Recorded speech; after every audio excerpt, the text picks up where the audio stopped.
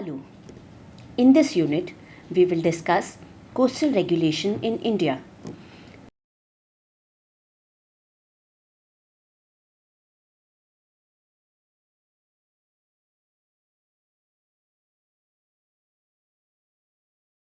We will begin with discussing the significance and fragile nature of the coast that justifies the need for a coastal regulation.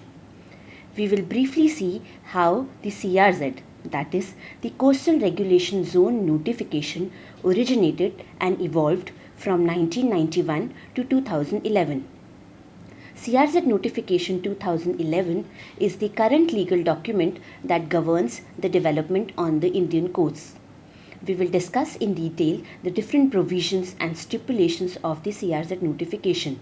These provisions are to do with three key aspects. These are CRZ classification and regulations, institutional mechanism for CRZ regulation, and enforcement and implementation of CRZ notification. In the end, we will touch upon the concerns regarding the CRZ notification. Let us begin with understanding why do we need a coastal regulation law. Coasts are ecologically fragile areas. They are the interfaces where land meets the sea. They exhibit different ecosystems such as mangroves, sand dunes, coral reefs, salt marshes, estuaries, and lagoons. These ecosystems interact with each other and bring about changes in each other's temperature, salinity, and oxygen and nutrient content. These changes make the biodiversity of the coastal areas unique. Ecosystems such as mangroves provide protection against cyclones and storm surges. Besides being ecologically fragile, coasts are important because of various reasons. Their ecosystems such as mangroves and coral reefs are highly productive. They are linked with high fish production. They support livelihoods such as small-scale fisheries and salt making. Coast provides goods that are extremely productive such as fish, minerals, oil and salt. Ports, oil pipelines and industries that require large amount of water can be set up only on the coasts. Coasts are scenic places. Their beauty has turned them into premium areas for setting up recreational activities such as hotels and resorts. Demand of beach-facing houses is also on a rise. Since they are close to the sea, they make for ideal location for setting up trade centers. World's largest trade centers and cities are located on the coasts. Now let us look at the Indian coastline. India has a coastline that measures about 7,500 kilometers. On the east, it starts from the coast of West Bengal, passes Odisha and Andhra Pradesh, including now the newly formed state of Telangana, and ends at Tamil Nadu. The western side of the Indian coast begins with Gujarat and extends through Maharashtra, Goa, Karnataka and Kerala. While the eastern coastline is broad and flat, the western side is a narrow strip of rocky cliffs. Besides the coastal parts of the states, there are islands of Union territories of Andaman and Nicobar, Puducherry, Lakshadweep and Daman and Diu. These coastal areas are densely populated. As against the national population density of 324 people per square kilometer, the Indian coasts have an average population density of 500 people per square kilometer. Another peculiar feature of the Indian coastline is the conflict it witnesses between different interests. These are development, livelihoods, and conservation. Indian coasts support the survival of about 10 million fisher folk. They fish from the waters, dry the fish, mend their nets, park their boats, and even live in the adjoining land. They build their houses on the coast. As per the marine census data, there are more than 3,200 marine fishing villages in India. Another economic activity being carried out extensively on the Indian coast is salt making. Salt laborers lead a nomadic life. They spend 9 months in a year in makeshift houses on the coast. Estuaries, which is one of the significant ecosystems seen on the coast, support the livelihood of clam collectors. All these livelihoods put together make a significant number of people who are dependent on the coast for their survival. In the recent years, power plants and special economic zones are vying the same piece of land besides the usual demand for coastal land for setting up ports, oil pipelines, and tourist resorts. Apart from these uses, the Indian government has been notifying marine protected areas with the purpose of conservation of coastal biodiversity. So far, 5 marine national parks have been notified and another one has been proposed. All these uses are competing with each other for a share of the coastal land. The CRZ notification is meant to regulate the use of the coastal space among such competing industry, community, and public uses, while also maintaining the ecological viability of the coastal areas. Environment Protection Act 1986 is the umbrella legislation for the protection of environment in India. Its clause 325 gives powers to the MOEF, Ministry of Environment and Forest, to take measures necessary to protect and improve quality of the environment and to prevent and control environment pollution. The clause further states that the MOEF can restrict areas in which any industries, operations, or processes cannot be carried out or can be carried out subject to certain safeguards.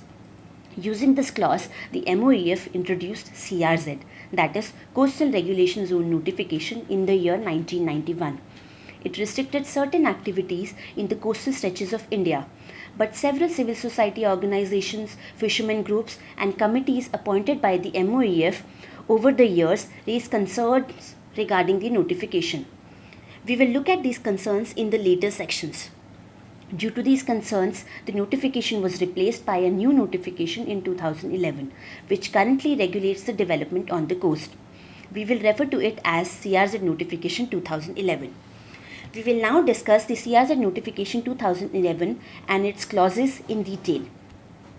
The CRZ Notification 2011 was issued with clear objectives. These are protection of livelihoods, conservation of coastal areas, and sustainable development of the coast. Before we look at the regulations and restrictions that the notification lays out, let us see how does the notification define the coastal regulation zone. For this, first we need to understand high tide line, that is HTL, and low tide line, LTL. High tide line is the line or land up to which the highest water line reaches during the springtime. Coastal Regulation Zone, as defined in the CRZ Notification 2011, is the coastal area up to 500 meter from the high tide line on the landward side of the sea and the area between the HTL and the LTL.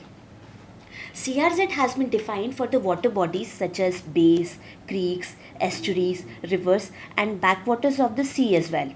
It has been defined as the area up to 100 meter from the HTL along those water bodies that are influenced by the tidal action. Tidal influence is ascertained by noting the salinity of the water in these bodies. If the water has a salinity concentration of 5 parts per million in the driest period of the year, the water body is considered to be tidal influence. Let us now see the institutions created for CRZ regulation. CRZ notification suggests the constitution of institutions at 3 levels. At the national level, it suggests that a National Coastal Zone Management Authority, that is NCZMA, is to be constituted. At the state level, state coastal zone management authorities are to be constituted. And at the district level, all coastal districts are to have district level coastal committees, that is DLCCs.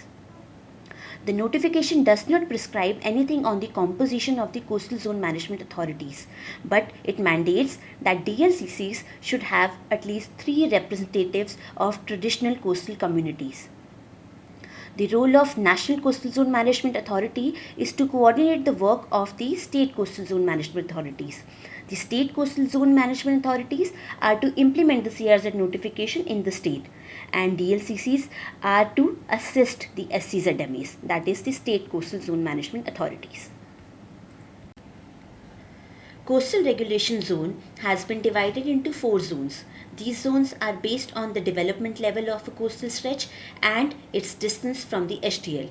Let us look at these zones now. As you can see in the picture and as shared in the previous section, CRZ includes intertidal areas, that is, areas that fall between the HTL and the LTL.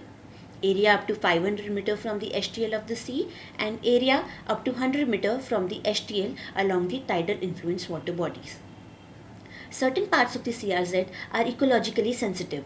These include habitats of rare and endangered species such as horseshoe crabs, turtle nesting sites, ecosystems such as mangroves, sand dunes, and coral reefs.